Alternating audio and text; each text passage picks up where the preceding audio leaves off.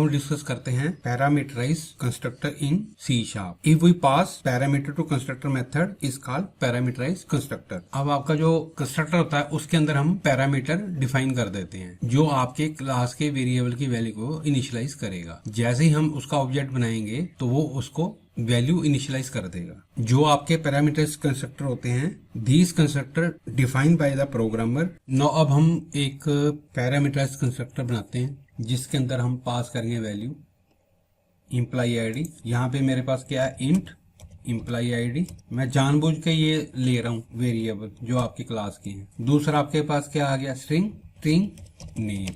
Third आपके पास क्या आ गया, स्ट्रिंग डेजिग्नेशन।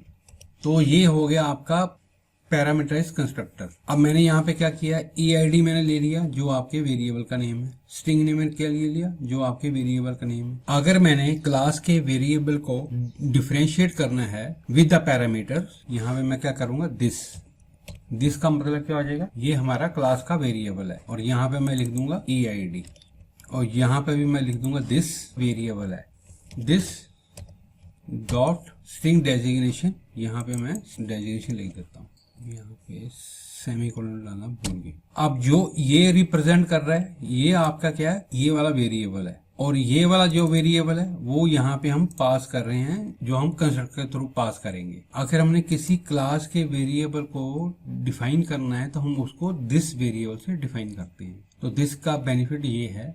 तो ये मेरा एक पैरामीटराइज कंस्ट्रक्टर डिफाइन हो गया।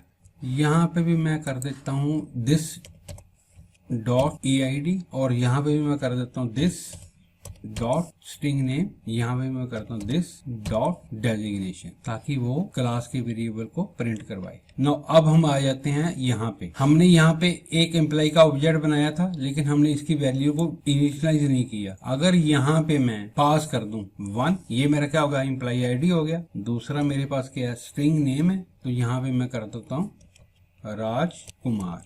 एंड थर्ड वेरिएबल मेरे क्या होगा, डेजिग्नेशन। यहाँ पे मैं पास कर देता हूँ मैनेजर और जब ये कॉल करेगा तो ये वाली वैल्यू प्रिंट करेगा। ना अब मैंने इम्प्लाई 1 को डिफरेंट वैल्यू भेजनी है तो इस केस में मैं क्या करूंगा, यहाँ पे डाल दूंगा मैं 2 क्योंकि वैल्यू आपकी क्या है, इंट। एंड दूसरा आपका स्ट्रिंग, यहाँ पे मैं डाल देता हूँ कुणाल।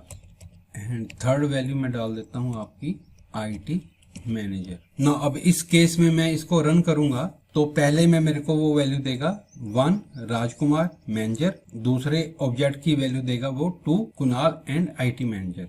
जो आपके डिफॉल्ट कंस्ट्रक्टर होते थे वो प्रिंट क्या करवाते थे, आपकी सेम वैल्यू करवाते थे। बट इस केस में हमारे पास ऑप्शन आ गया, हम आर्गुमेंट पास करके डिफरेंट वैल्यू और वही वो प्रिंट करवाएगा। अब मैं इसको कंट्रोल F5 से रन करके आपको दिखाता हूँ। जब हमने पैरामीटर पास किए, एम्प्लॉय आईडी मेरे पास 1 आ गया, स्ट्रिंग ने मेरे पास राजकुमार आ गया, डेजिग्नेशन मैनेजर आ गया। जब मैंने दूसरा ऑब्जेक्ट क्रिएट किया, एम्प्लॉय आईडी मेरे पास 2 आ गया, स्ट्रिंग ने मेरे पास कुणाल आ गया, स्ट्रिंग डेजिग्नेशन IT मैनेजर आ गया। तो पैरामीटराइज कंस्ट्रक्टर का फायदा ये है कि जो भी हम वैल्यू पास करेंगे कंस्ट्रक्टर के अंदर तो उसके अकॉर्डिंगली हमें वो वैल्यू देगा।